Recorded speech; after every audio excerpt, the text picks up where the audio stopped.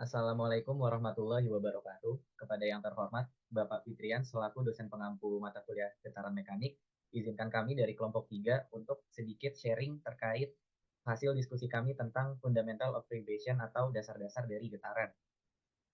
Next, kelompok kami beranggotakan yang pertama ada Mas Friendly Paulus Manurung dengan NIM I042161, Raffi Yumna Ruslan dengan NIM I042121, Mas Hafid Launi Asediki dengan NIM I042168, Mas Muhammad Rizal dengan NIM I04211109, dan Mas Ronaldo Maria Pereira Alves dengan NIM I042130. Next. Yang pertama kita tentang getaran. Getaran adalah setiap gerakan yang mengulang dirinya setelah interval waktu tertentu yang juga dikenal sebagai osilasi. Contoh tipikal pendum dan gerakan senal yang dipetik teori teori getaran mempelajari gerakan osilatorium dari benda dan gaya yang terkait dengannya. Next. Yang komponen utama dari getaran, sistem getaran terdiri dari komponen utama. Yang pertama penyimpan energi potensial seperti pegas atau elastisitas. Yang kedua energi kinematik merupakan satu inersia. Yang ketiga penghilang energi berfungsi untuk mengurangi energi secara bertahap. Proses getaran melibatkan transfer energi antara energi potensial dan kinematik secara bergantian. Jika sistem mengalami perendaran sebagai energi hilang di setiap siklus getaran dan perlu diganti oleh sumber eksternal agar getaran tetap stabil. Next. Contoh pendulum sederhana, yang pertama posisi pertama kecepatan dan energi kinematik Bob adalah 0, tetapi memiliki energi potensial maksimum.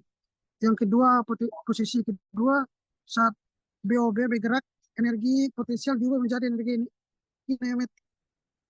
Posisi ketiga, Bob melanjutkan gerakan dan melewati posisi rata-rata, di mana torsi gravitasi menyebabkan Bob melambat hingga kecepatan 0 di posisi ekstrem kiri.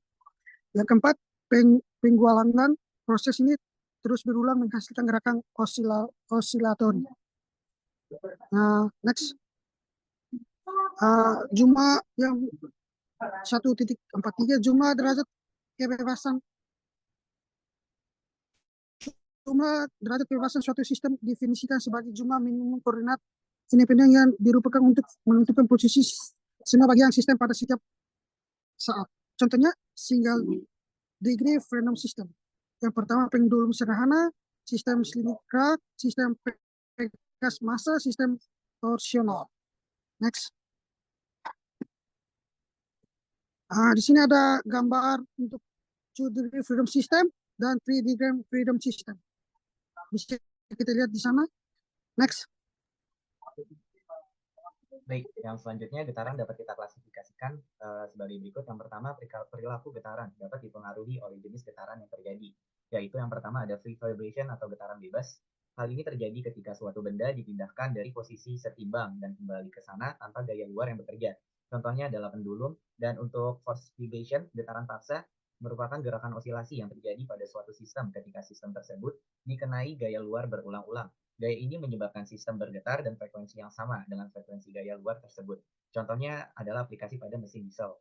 Next. Dan yang berikutnya klasifikasinya kita dapat pada perilaku getaran itu dipengaruhi oleh perilaku dari sistem tersebut, yaitu dapat dibagi menjadi getaran dengan peredam atau dumb vibration, yaitu gerakan osilasi yang terjadi pada suatu sistem dengan kehilangan energi akibat gesekan atau hambatan lainnya. Contohnya adalah pendulum dengan menggunakan peredam. Dan yang berikutnya ada getaran tanpa peredam atau undamp vibration, yaitu gerakan osilasi yang terjadi pada suatu sistem tanpa kehilangan energi akibat gesekan atau hambatan lainnya. Contohnya pendulum yang tidak menggunakan peredam. Lalu klasifikasi berdasarkan perilaku massa, pegas, dan peredam selama bergetar. Yang pertama ada linear vibration atau getaran linear. Perilaku getaran yang terjadi mengikuti persamaan diferensial linear dan berlaku prinsip superposisi. Contohnya adalah pada garpu tala tanpa kertas. Dan yang berikutnya ada getaran non-linear atau non-linear vibration. Perilaku getaran ini terjadi mengikuti persamaan diferensial non-linear dengan tidak berlaku prinsip dari superposisi atau atau bertolak belakang dengan linear regression. Contoh yang aplikasinya adalah Garputala dengan kertas. Next slide. Next. Oke, berdasarkan kondisi atau eksitasinya, getaran dapat dibagi menjadi yang pertama, getaran tertentu atau deterministic vibration. Getaran paksa yang terjadi dengan eksitasi yang telah diketahui atau diprediksi pada selang waktu tertentu. Contohnya getaran harmonik pada mesin rotasi. Dan yang berikutnya adalah getaran tak tentu, random vibration. Getaran paksa yang terjadi dengan eksitasi yang tidak dapat diprediksi pada selang waktu tertentu. Contohnya adalah getaran pada struktur akibat angin. Dapat dilihat pada gambar. Hal ini yang pertama pada gambar A itu adalah contoh dari deterministic eksitasi, dan yang kedua adalah random eksitasi. Dapat dibedakan kalau misalnya yang deterministik itu lebih dapat terlihat polanya dengan jelas, dan untuk yang random itu polanya adalah acak karena hal tersebut dipengaruhi oleh kondisi jalan, oleh angin, dan permukaan yang tidak rata. Eksitasi deterministik sering digunakan untuk menganalisis sistem yang sederhana, sedangkan eksitasi acak lebih relevan untuk menganalisis yang lebih kompleks dan terkena pengaruh lingkungan yang tidak pasti. Next slide. Next. Oke, yang berikutnya adalah prosedur analisis getaran. Di sini kita mengambil kasus yaitu saat kita berkendara sepeda motor, di mana step pertama adalah kita harus melakukan pemodelan matematika. Model yang umum digunakan untuk sistem suspensi kendaraan adalah model dari massa, pegas, dan damper. Dan langkah yang kedua kita harus membuat free body diagram dari kasus orang mengendarai sepeda motor. Nah, dari sini kita harus menentukan di mana massanya, pegasnya, dan redaman. Dapat dilihat pada gambar, ya hal tersebut merupakan penjumlahan dari massa yang dimana ada massa dari vehicle dan ditambah oleh massa dari pengemudinya. Dan yang berikutnya ada pegas. Yang pertama ada pegas dari strut, dan yang kedua ada yang namanya redaman, yaitu redaman dari strutnya. Dan yang berikutnya hal ini juga kita harus pegas yang ada di bawah, yaitu pada suspensi daripada motornya. Next slide. Nah, setelah menggambar figur di diagram, kita dapat menjumlahkan dan mensederhanakan di mana komponen-komponen yang sama dapat kita jumlahkan. Contohnya itu ada yang dari pegas dan redaman, makanya di situ terdapat pada gambar, di situ ada 2 KS dan 2 CS, dan yang di atas juga masih sama adalah penjumlahan massa dari massa vehicle dan massa dari pengendaranya.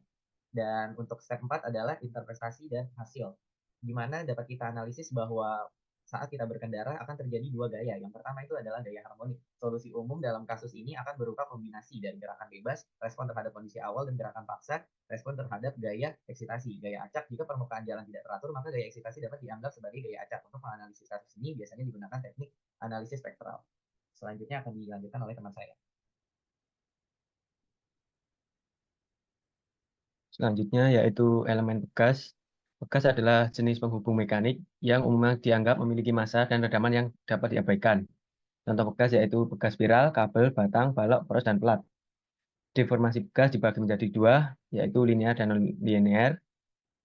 Dan persamaan yang digunakan yaitu hukum Hooke dan energi potensial pegas. Next. Selanjutnya yaitu sistem pegas non-linear. Dari keterangan gambar di atas, yaitu gas non-linear sering dimodelkan dengan persamaan F sama dengan AX plus BX pangkat 3. Jenis pegas non-linear dibagi menjadi 3, yaitu keras, linear, dan lunak. Sistem pegas non-linear, beberapa sistem yang melibatkan 2 atau lebih pegas yang menunjukkan hubungan gaya perpindahan yang non-linear, meskipun masing-masing pegas bersifat linear. Contoh sistem seperti sistem yang ditunjukkan pada gambar 1.20 dan 1.21 pada next slide. Penjelasan dari gambar 1.20 yaitu beban atau gaya W bergerak pada permukaan horizontal yang halus. Gaya pegas pada setiap pegas dapat dihitung berdasarkan persamaan diberikan. Hubungan antara gaya total pegas dan perpindahan menghasilkan kurva non-linear. Yang selanjutnya yaitu penjelasan gambar 1.21, sistem pegas dengan konfigurasi berbeda. Gaya total pegas merupakan penjumlahan dari gaya pada masing-masing pegas. Hubungan gaya total pegas dan perpindahan juga menghasilkan kurva non-linear. Next. Yang selanjutnya yaitu linearisasi pegas non-linear. Pegas non-linear dalam kenyataan, pegas sebenarnya bersifat non-linear dan hanya mengikuti hukum Hooke hingga batas deformasi tertentu. Seperti pada gambar 1.22. Melebihi titik tersebut, material pegas mengalami plastis dan hubungan gaya deformasi menjadi non-linear. Yang selanjutnya itu linearisasi untuk penyederhanaan. Dalam banyak aplikasi, kita mengonsumsikan deformasi kecil dan menggunakan hubungan linear untuk memudahkan analisis. Meskipun hubungan gaya deformasi sebenarnya non-linear, seperti gambar 1.23, kita seringkali mendekati hubungan tersebut dengan garis lurus melalui proses linearisasi. Next. Yang selanjutnya yaitu konstanta Pegas batang seragam, yang pada gambar pertama yaitu dijelaskan kombinasi tentang Pegas,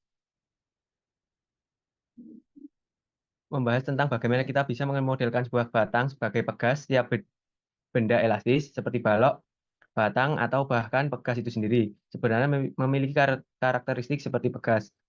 Karakteristik ini kita kuantifikasi dengan menggunakan konstanta Pegas.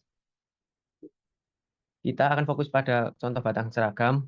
Bayangkan sebuah batang yang ditarik atau ditekan gaya, batang ini akan mengalami perubahan panjang. Nah, hubungan antara gaya yang diberikan perubahan panjang inilah yang kita sebut sebagai karakterisasi Pegas. Next. Yang selanjutnya yaitu kombinasi Pegas. Yang gambar PIK 1.27 yaitu gambar Pegas paralel. Yang gambar 1.28 yaitu Pegas seri yang dirumuskan seperti 1.17 dan 1.11. Next. Yang selanjutnya yaitu konstanta Pegas ekuivalen akibat gaya gravitasi. Seperti gambar 1.34 dan rumus KT sama dengan M kali G kali L. Next.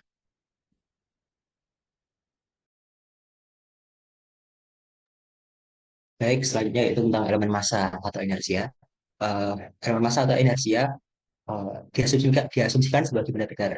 Elemen ini dapat memperoleh atau kehilangan energi kinetik setiap kali kecepatan benda berubah berdasarkan perubahan kedua Newton, hasil kali masanya dan kecepatan sama dengan gaya yang diberikan pada massa.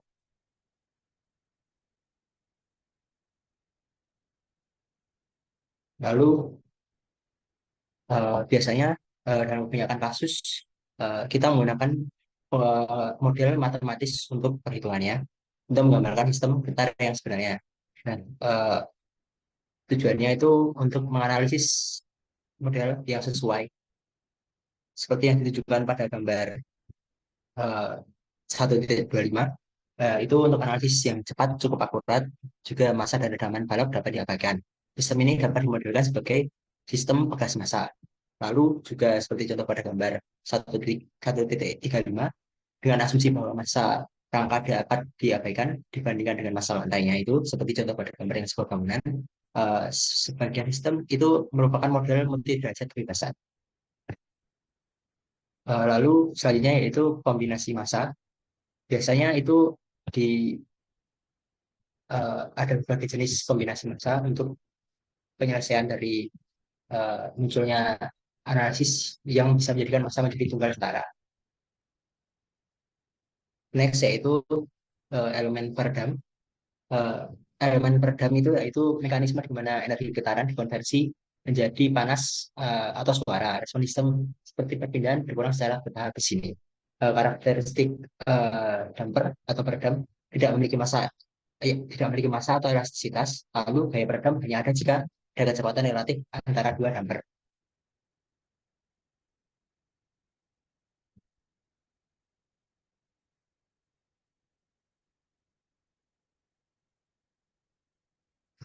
Eh, Kemudian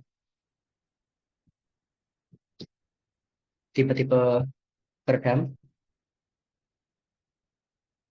eh, yang pertama yaitu ada viscous damping. Viscous damping yaitu tipe peredam kental adalah mekanisme peredaman yang paling umum digunakan.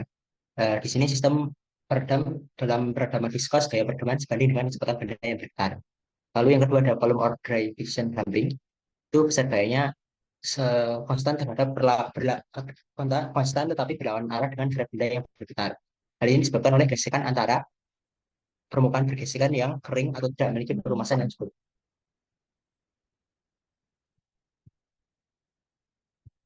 Lalu yang selanjutnya itu material or solid hysteretic damping. Ini ketika suatu material mengalami deformasi, yaitu energinya diserap dan diambilkan oleh material. Efeknya disebabkan oleh gesekan antara bidang internal yang tergelincir atau meluncur saat deformasi terjadi. Lalu ada konstruksi viscous damper. Biasanya viscous damper atau pedang kental dapat dibuat dengan beberapa cara. Misalnya ketika sebuah pelat bergerak reaktif terhadap pelat sejajar dengan cairan kental di antara pelat tersebut. Redam kental ini diperoleh juga atau dapat dilakukan dengan cara menginstalasikan berbagai metode konstruksi redam kental yang digunakan dalam berbagai aplikasi. Baik, selanjutnya adalah gerakan harmonik. Gerak harmoni adalah gerakan yang diulang setelah interval waktu yang sama. Gerakan ini terjadi secara teratur dan bolak-balik di sekitar titik keseimbangan. Dapat kita lihat pada gambar ini, titik keseimbangan itu ada di titik B. Kemudian bola di titik B itu akan bergerak ke titik A, di mana titik A adalah titik maksimal dari gerak harmoninya. Kemudian kembali ke titik B dan bergerak lagi ke titik C dan kembali ke titik B. Untuk contoh dari gerak harmoni itu ada gerak bandul jam seperti gambar di slide, kemudian ayunan dan alat musik petik. Next.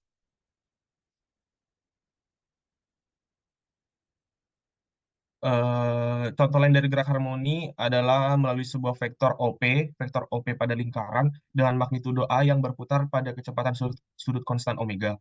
Dalam gambar ini, kita bisa lihat gerakan harmoni dari ujung vektor yang berputar, sehingga menghasilkan grafik di sumbu horizontal dan vertikal. Untuk persamaan di sumbu horizontal sendiri itu adalah Y sama dengan A sin theta sama dengan A sin omega T.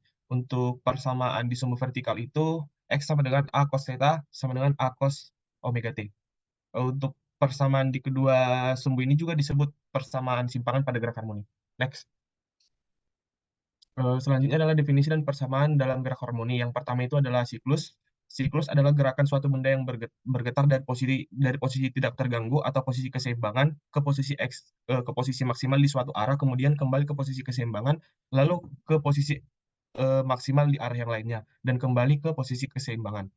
Yang kedua itu ada amplitudo. Amplitudo adalah perpindahan maksimum benda yang bergetar dari posisi keseimbangannya. Kemudian ada periode. Periode adalah waktu yang dibutuhkan untuk menyelesaikan satu siklus getaran. Untuk persamaan periode itu sendiri ada T sama dengan 2pi per omega.